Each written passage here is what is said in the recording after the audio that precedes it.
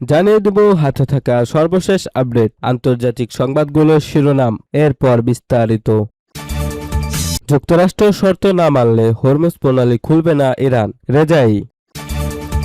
আরও জানিয়ে দেব, ইরানের হুমকিতে খাবারের ট্রাকে লুকিয়ে বিমান পরিবর্তনের কথা স্বীকার করলেন ডোনাল্ড ট্রাম্প।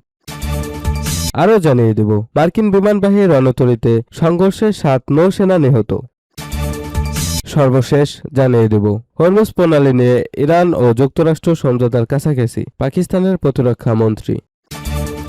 যুক্তরাষ্ট্র শর্ত না মানলে হরমুজ প্রণালী খুলবে না ইরান, রেজাই। যুক্তরাষ্ট্র ইরানের শর্ত মেনে না নেওয়া পর্যন্ত হরমুজ প্রণালী পুরোপুরি খুলবে না বলে জানিয়েছেন দেশটির শীর্ষ নিরাপত্তা কর্মকর্তা মোহসেন রেজাই। মঙ্গলবার 11 আগস্ট তেহরানে চীনের রাষ্ট্রদূত জং পিয়ং এর সঙ্গে বৈঠকে একথা বলেন সদ্য নিয়োগ পাওয়া ইরানের সুপ্রিম ন্যাশনাল সিকিউরিটি কাউন্সিলের প্রধান মোহসেন রেজাই। ইরানের রাষ্ট্রীয় সংবাদ মাধ্যম প্রেস টিভির বরাত দিয়ে এ তথ্য জানিয়েছে বিভিন্ন আন্তর্জাতিক গণমাধ্যম। রেজাই বলেন, হরমুজ প্রণালী পুরোপুরি খুলতে হলে যুক্তরাষ্ট্রকে ইরান ও দেশটির আঞ্চলিক মিত্রদের বিরুদ্ধে যুদ্ধ বন্ধ করতে হবে এবং ইরানের জব্দ করা অর্থ ছাড়তে হবে। তিনি বলেন, যুক্তরাষ্ট্র তাদের আচরণ পরিবর্তন করে ইরানের শর্ত মেনে না নেওয়া পর্যন্ত হরমুজ প্রণালী পুনরায় খুলবে না। গত কয়েক সপ্তাহে দুই দেশের মধ্যে পরোক্ষ আলোচনায় যুক্ত মধ্যস্থতাকারীদের মাধ্যমে যুক্তরাষ্ট্রের কাছে আরও কিছু শর্ত জানানো হয়েছে বলেও জানান তিনি। হরমুজ প্রণালীর আরেক উপকূলীয় দেশ ওমানের সঙ্গে নৌপথে জাহাজ চলাচল নিয়ে কোনো সমঝোতা হলেও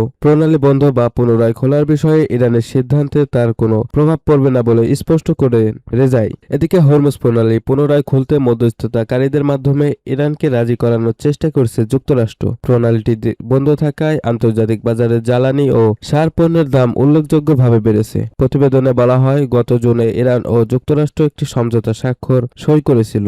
এর আওতায় ইরানকে হরমুজ প্রণালী পরিচালনার সুযোগ দেওয়ার পাশাপাশি ধীরে ধীরে নৌযান চলাচল স্বাভাবিক করার কথা ছিল। এর বিনিময়ে যুক্তরাষ্ট্রের ইরানের উপর নিষেধাজ্ঞা ও অবরোধ তুলে নেওয়ার কথা ছিল। তবে ইরানের দাবি, যুক্তরাষ্ট্র ওই সমঝোতার শর্ত লঙ্ঘন করে প্রণালীর উপর ইরানের নিয়ন্ত্রণ দুর্বল করার চেষ্টা করায় তেহরান আবারও হরমুজের চলাচলে বিধিনিষেধ আরোপ করে। চীনা রাষ্ট্রদূতের সঙ্গে বৈঠকে রেজাই জাতিসংঘ নিরাপত্তা পরিষদে যুক্তরাষ্ট্র ও ইসরায়েলের ইরান বিরোধী যুদ্ধের সময় উপস্থাপিত একটি অবৈধ ও ইরান বিরোধী খসড়া প্রস্তাবের বিরোধিতা করায় চীনের সিদ্ধান্তকে ইতিবাচক পদক্ষেপ হিসেবে উল্লেখ করেন। তিনি ইরান ও চীনের কৌশলগত অংশীদারিত্বের প্রশংসা করেন। একই সঙ্গে সাংহাই সহযোগিতা সংস্থা ও ব্রিক্সের মতো গুরুত্বপূর্ণ আন্তর্জাতিক জোটে দুই দেশের সদস্যপদ ভবিষ্যতে দ্বিপক্ষীয় সম্পর্ক আরও জোরদারে গুরুত্বপূর্ণ ভূমিকা রাখতে পারে বলে মন্তব্য করেন। বৈঠকে চীনের রাষ্ট্রদূত ও ইরান বিরুদ্ধে যুক্তরাষ্ট্র ও ইসরায়েলের সামরিক আগ্রাসনের বিরোধিতা পূর্ণ ব্যক্ত করেন। পশ্চিম এশিয়ায় শান্তি ও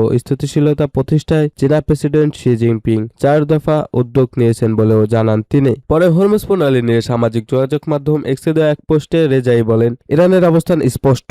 যুক্তরাষ্ট্র যুদ্ধ ও অবরোধ বন্ধ না করা, ইরানের জব্দ সম্পদ ছাড় না দেওয়া এবং লেবানন ও গাজা সহ পুরো অঞ্চলের যুদ্ধবিরতি সম্মত না হওয়া পর্যন্ত হরমুজ প্রণালী খুলবে না ইরান।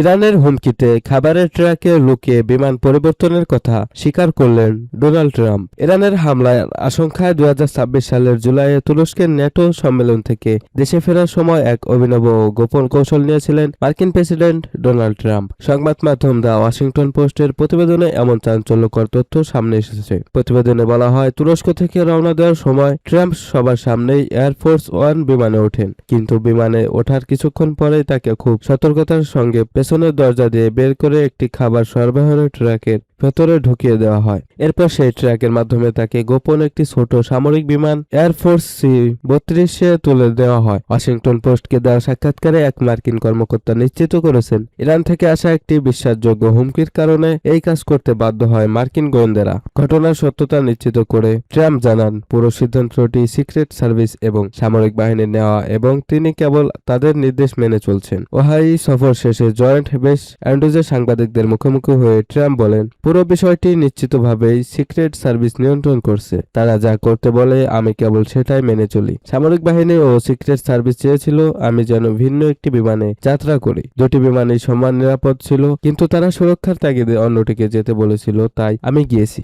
হুমকির ধরন বা তীব্রতা সম্পর্কে প্রশ্ন করা হলে ট্রাম্প বলেন, আমি তাদের কাছে বিস্তারিত কিছু জানতে চাইনি, কারণ আমাকে প্রায় নানা ধরনের হুমকির মুখে পড়তে হয়। নিজেকে একজন প্রভাবশালী ও গুরুত্বপূর্ণ প্রেসিডেন্ট দাবি করে ট্রাম্প আরও বলেন, আমাকে ঘিরে এমন অনেক হুমকি আসে যা আপনারাও জানতে পারেন না। যে কোনো প্রভাবশালী প্রেসিডেন্টকেই এমন হুমকির মুখোমুখি হতে হয়। যেসব প্রেসিডেন্ট প্রভাবশালী নন তাদেরকেও হুমকি দেয় না। আমার মনে হয় বিগত প্রায় 6 বছরে আমি যতটা কাজ করেছি তা আর কেউ করতে পারেনি। তবে এসব হুমকিকে তা কোনোভাবে বিচলিত করে না জানিয়ে ট্রাম্প বলেন, সত্যি বলতে আমি এসব নিয়ে বিন্দুমাত্র উদ্বিগ্ন নয়। আমার মনোভাব বরাবরই স্পষ্ট, যা হওয়ার হবে। প্রতিবেদনটি আরও উল্লেখ করা হয়, আসল ঘটনা সম্পর্কে পুরোপুরি অন্ধকারে ছিলেন এয়ারফোর্স ওয়ানের আলাদা অংশে অবস্থানরত অন্তত ডজন খানেক সাংবাদিক। ইরানের সম্ভাব্য হুমকি থাকা সত্ত্বেও মূল বিমানে করেই তুরস্ক ত্যাগ করেন তারা।